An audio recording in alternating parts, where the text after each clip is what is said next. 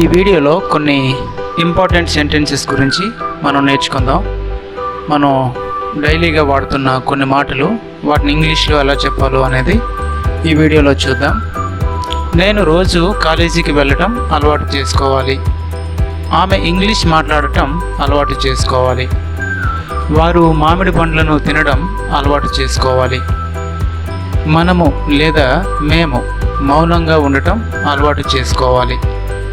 వారు ఇంగ్లీష్లో అనర్గళంగా మాట్లాడటం అలవాటు చేసుకోవాలి.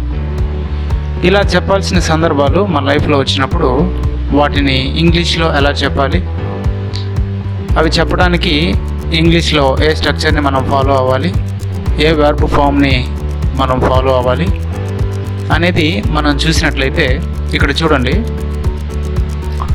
దానికి సంబంధించి ఒక స్ట్రక్చర్ని మనం చూసినట్లయితే ఇక్కడ చూడండి. సబ్జెక్ట్ ప్లస్ హ్యావ్ టు లేదా హ్యాజ్ టు. ఈ హ్యావ్ టు హ్యాజ్ టు అనేది సబ్జెక్ట్ ప్లేస్లో థర్డ్ పర్సన్ సింగులర్స్ వచ్చినప్పుడు మారడానికి అవకాశం ఉంటుంది. అంటే సబ్జెక్ట్ ప్లేస్లో షీ కానీ హీ కానీ ఇట్ కానీ ఉన్నప్పుడు హ్యాజ్ టు అని మనం మాట్లాడతాం.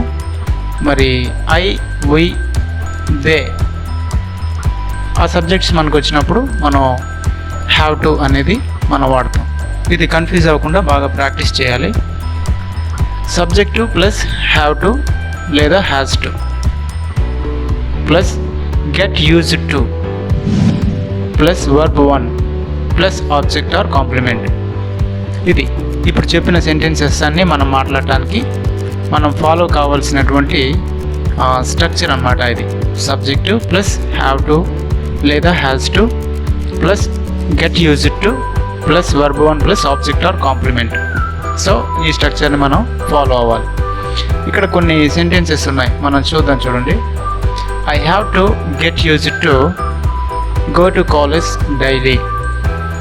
అంటే నేను రోజు కాలేజీకి వెళ్ళడం అలవాటు చేసుకోవాలి. ఇలా మాట్లాడాల్సిన సందర్భాలు మనకి చాలా ఉంటాయి. కొన్ని ఎగ్జాంపుల్స్గా ఇచ్చాను.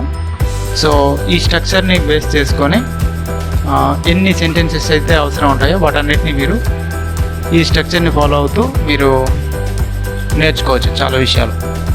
I have to get used to go to college daily. నేను రోజు కాలేజీకి వెళ్ళడం అలవాటు చేసుకోవాలి అని దాని అర్థం. ఇక్కడ చూడండి, షీ అని పెట్టాం కదా, దాన్ని రెడ్ కలర్లో పెట్టడం అయింది. ఎందుకంటే షీ, హీ, ఇట్ అని 3 సబ్జెక్ట్స్ అందులో పెట్టాము. అయితే షీతో సెంటెన్స్ మనం మాట్లాడుతూ ఉన్నాం కాబట్టి దానికి రెడ్ కలర్ అప్లై చేయడం అయింది. కాబట్టి సబ్జెక్ట్ ప్లేస్లో షీ కానీ హీ కానీ ఇట్ కానీ వస్తే హ్యావ్ టుకి బదులుగా హ్యాజ్ టు అనేది మనం పెట్టాల్సి ఉంటుంది.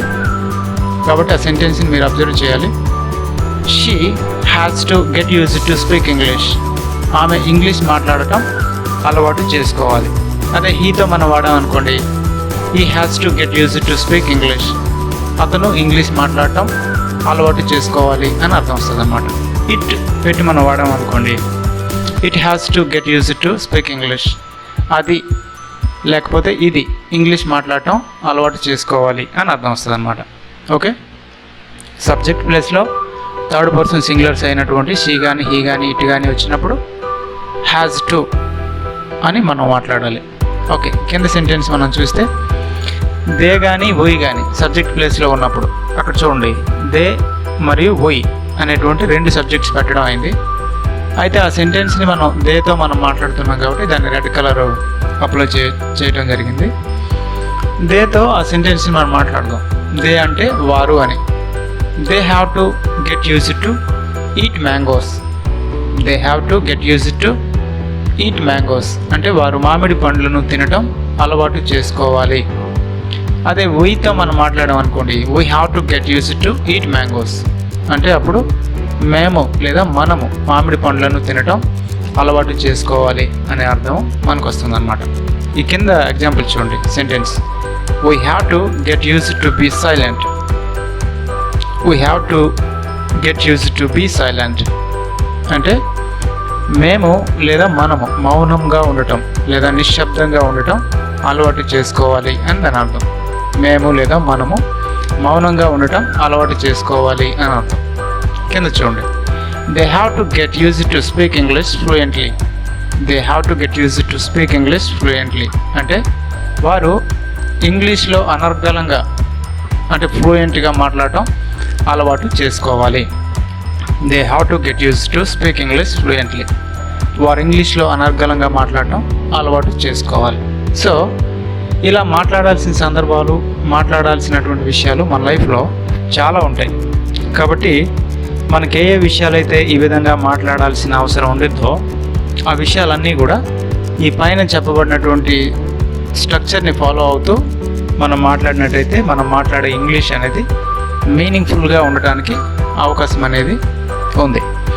సో ఇప్పుడు మనం నేర్చుకున్న ఈ సెంటెన్సెస్ అన్నిటినీ కూడా పాజిటివ్ సెంటెన్సెస్ అంటాం. అంటే ఉన్నది ఉన్నట్టు అలా చెప్పాం. కాబట్టి నేను రోజు కాలేజీకి వెళ్ళటం అలవాటు చేసుకోవాలి, ఆమె ఇంగ్లీష్ మాట్లాడటం అలవాటు చేసుకోవాలి, వారు మామిడి పండ్లను తినటం అలవాటు చేసుకోవాలి, మేము లేదా మనము మౌనంగా ఉండటం అలవాటు చేసుకోవాలి, వారు ఇంగ్లీష్లో అనర్గళంగా మాట్లాడటం అలవాటు చేసుకోవాలి. ఇవి ఉన్నది ఉన్నట్టు చెప్పాం కాబట్టి వీటిని పాజిటివ్ సెంటెన్సెస్ అంటారు. నెక్స్ట్ వీడియోలో నెగిటివ్ సెంటెన్సెస్ గురించి మనం నేర్చుకుందాం.